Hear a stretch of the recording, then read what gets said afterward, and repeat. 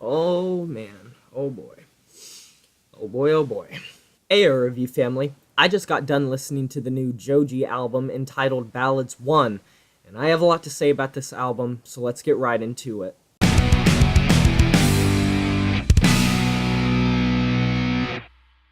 So George Miller, FilthyFrank, Pink Guy, Joji, star of 88 Rising, along with such artists such as Rich Brian and Keith Ape. This is his full-length major debut after his 2017 EP In Tongues was dropped last year around this time. I believe it was dropped November 3rd. And if we're talking the standard version and not the deluxe version, that only had 6 tracks on it. And the trip-hop lo-fi influences was not something that I was a big fan of. With these short songs, Joji rapping in a very monotone tone or trying to sing in this very mumbly sound. I understood the aesthetic, and it was something that has been happening a lot in the mainstream recently. But at the same time, I don't think it was a substantial enough project to be able to judge Joji as an artist, as he had been doing the FilthyFrank and the Pink Guy stuff long before this came out. And considering this was his EP, this was his debut, I was really waiting to see a more substantial release. And here we are with Ballads 1. Does this mean we're going to get a Ballads 2? Because I'm just curious if we're going to get a Ballads 2. Well, good news. The album starts off on a pretty good note with the song Attention. It's nice and bassy, and Joji has some really nice harmonies that he overlays with each other. I love the bass overlays that kind of progress throughout the song. It's a really nice ballad. It's similar in tone to In Tongues, but it has more of an endearing and a meaningful tone to it that I enjoy a lot. So it is short, but I think it starts the album off on a really good note. The second track, Slow Dancing in the Dark, still one of the best on the album. This was a big single, and it got a lot of people talking, fans of Joji, as well as newfound people that were recommended to his music either on YouTube or through mutual friends were starting to discover his music and find out that he was making some good music. This really has a catchy chorus to it, a very tropical influenced psychedelic beat that works well. Joji's voice is still very reverb, but I think that it has more emotion on this track, as well as it's a bit more stand out. Although it does have that reverb that was prevalent on In Tongues, I think that he's much more understandable, and it's much more kind of out there and not as experimental and not as muddy. This track doesn't sound as muffly, and it sounds more like it's well produced. And on the subject of that, I should point out that Joji himself did mix a lot of this album, and he did a very good job for most of it. The production on this album is a definitive step up from In Tongues. And he did mix the songs on In Tongues, but I feel like he has infinitely improved even a year after the release of that EP, and I think he does a much better job of producing on this song and on this album in general. And to be honest, pretty much everything here is improved, save for a couple tracks and some moments that we'll get into. Track number 3, Test Drive. This was another single that was recently released. It almost feels like a mix of Attention and Slow Dancing in the Dark. It has a very mainstream piano trap instrumental to it, and Joji hits some fairly good notes. His voice can still come off a little bit monotone, and I wish at times he would give a little bit more push. And it's not the type of thing that he wouldn't feel comfortable doing that, or that's his style, because on this album there are some key moments where he does step beyond his boundaries and does go into some different territories that we will get into, but it's not that he can't do it. I just feel like a lot of times he doesn't do it. So the fourth track, Wanted You. This is, in fact, what I wrote down on my notes. I just said, this is what In Tongues should have been. It has a sound that is reminiscent to In Tongues, but Joji's voice is so much more out there.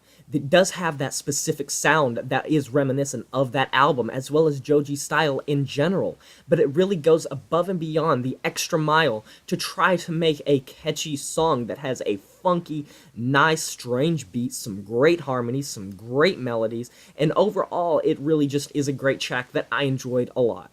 Track number 5, Can't Get Over You, has this jazzy hip-hop type of beat with Joji singing in this strange voice at the start that I don't like. I will just be straight up honest, I didn't like it, and the overall sound of this song is going to come across as different. It's going to be stand out just for the fact that Clams Casino is the producer.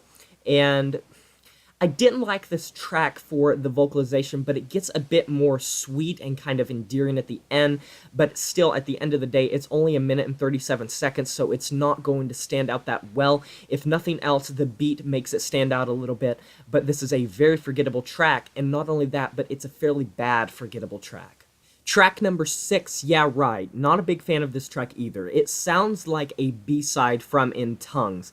The reverb can get a bit distracting just like it was on In Tongues, but I did enjoy the fact that the beat kind of fluctuated up and down. That's probably the thing that I got to compliment the most, but I feel like Joji kind of returns to that emotionless, deadpan type of rap singing blend, and besides the beat, this is once again a very forgettable track, and it sounds like a B-side from In Tongues. It feels like it could have been ripped straight from that album, and I wouldn't have even questioned it. So track number 7, Why Am I Still in LA? Whew, I love this track. Shlomo and D33J produced this. D33J is an electronic music producer, and Shlomo is a witch house producer as well as a just traditional electronic producer, and God, they come together to make such a good beat on this track. It's creepy and it's eerie right from the bat, but after you get Joji's vocals, which are sung in this higher register that sounds fantastic, it descends into this almost noise rock, loud,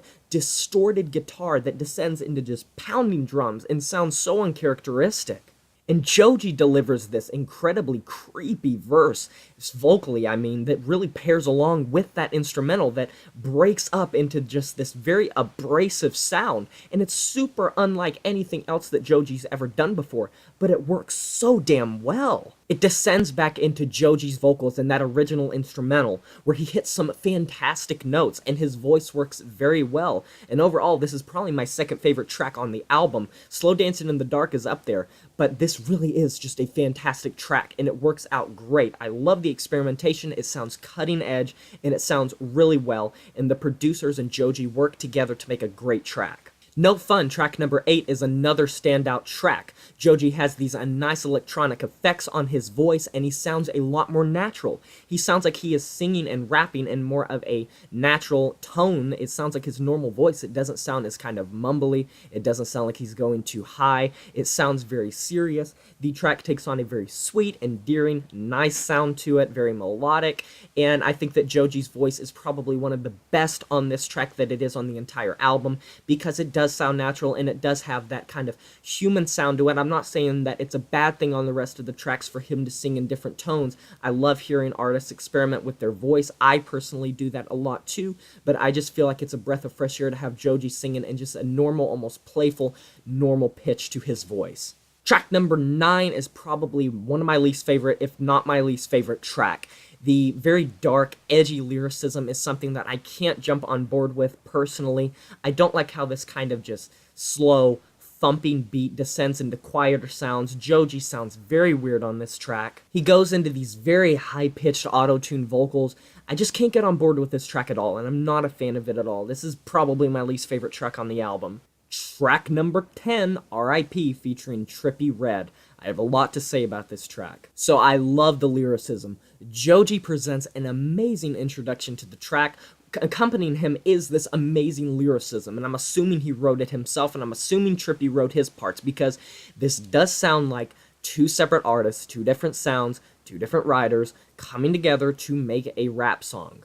With singing influences, I should say. I love the beat on this track. It's very entrancing. It's deep purple. Joji works fantastic on this track. His voice is entrancing at the start, and he really blends the line between his normal higher pitch with some deeper stuff with his normal voice. It really does all come together to really make some nice vocalization, harmonies, and melodies. And in my opinion, the beat only gets better throughout. It gets more fluctuating. It gets more heavy. It gets more just down there, deep, trap instrumental that I adore so much. It's so multifaceted, but simplistic at the same time. And I know that's a contradicting analogy, but at the same time, it works out in this album's favor and in this song's favor, the fact that these beats present a half simplistic, half kind of complicated, a little bit multifaceted. It's enough to make a lot of these beats stand out amidst a lot of other releases that call this genre home. Okay, Trippie Redd's side is a bit where I'm iffy on this track. his lyricism's a bit more simplistic. I'm assuming that he wrote his side just as Joji wrote his, but if Joji wrote his, then I guess I'm wrong, but it sounds a lot more kind of iffy. And the lyricism isn't the only thing that's a bit strange about this. There's some auto-tune, there's a heavy auto-tune on Trippy's vocals that I am not too distracted by. It's just something that I want to point out because I'm not opposed to the auto-tune, but when it's not adding much to the original vocals, I am a bit iffy on it. But I do like when Trippy kind of descends into just screaming out, "I would die for you, I would die for you, I would die for you." It's so powerful. It's a powerful refrain for this track, and he's saying like, "R.I.P." And it's really a great track in terms of the atmosphere and the aesthetic, but I feel like Trippy isn't necessarily enough to hold down this track. Well, luckily, Joji does, and when Trippy finally just gives way to this scream, Joji comes back in with these beautiful vocals that work out so well, and I think they complement each other. Some of Trippy's lyricism is weak, some of his vocalization and the auto-tune can be a bit distracting, but I give it a pass because of all of the rest of this track that works out really well. XNXX, the 11th track, is a bit forgettable. I like it when Joji uses more of his natural tone during this track, and I do kind of dig the piano instrumental, but this is kind of just forgettable. The round and round and round and round, like chorus, that part, I don't really like it, to be honest. I'm not too big on this track. It was short, it wasn't really memorable compared and standing shoulder to shoulder to more of the memorable tracks that have more of a grandiose appeal to them. I'm iffy on it. Not that best of a track, and And track number 12, I'll See You in 40, might be my favorite track on the album. Yes, luckily this album ends off on an amazing note with this ukulele instrumental starting off, which was very strange, very unorthodox. But I was a bit iffy on this track to start with because of these weird, incomprehensible, distorted vocals at the start that accompany this ukulele that sounds almost like an underground electronic producer messed with them. Someone like a Sophie messed with them. It starts off psychedelic, but goes really experimental in a way. And it's weird, and it gives way to this beautiful, beautiful guitar instrumental that is super entrancing with some amazing chords, and then gives way to the best beat on the album. I didn't expect this. I thought this was going to be more of Joji's, like, psychedelic sounds. The ukulele and the guitar was working out well, but then it just had to descend into this just amazing beat. God, I love this beat so much. I can't commend it enough. The synths, the guitar, everything about this beat is the best beat on this album, and it's so in your face, but it's not drowning out anything. May I repeat myself, it does not drown out anything. The lyricism runs over amazing, and I think that Joji's voice, luckily, complements this instrumental fantastic. When I started hearing this beat, I was worried if he was just going to do his usual stuff, but he doesn't. He goes above and beyond, and he really roars over this beautiful instrumental that is just pounding away at your ears. The beat is prevalent.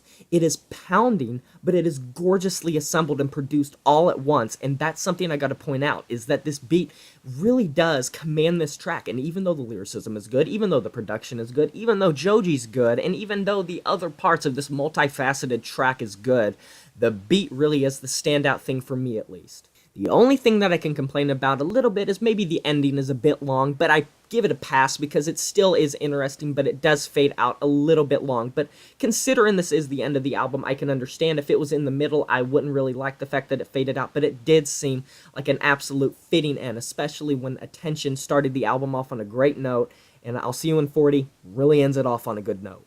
But here's the thing, this still is a mixed bag. After listening to this review, you can kind of tell that I am iffy on a lot of tracks. I am iffy on a lot of things. But this is a definitive step up from In Tongues. Astounding. I would have given In Tongues like a 2 out of 10 or a 3 out of 10, maybe a 4 out of 10 if I was feeling good that day.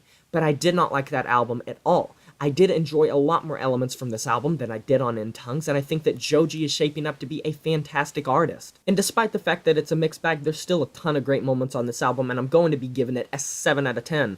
But what'd you guys think? Have you listened to this album? If so, what did you think? Post in the comment section below, and as always, like, comment, subscribe. It helps me out a lot, but I'll talk to you guys next time. Till then, my name is Jay Morris, a review guy, and I'm signing off saying farewell.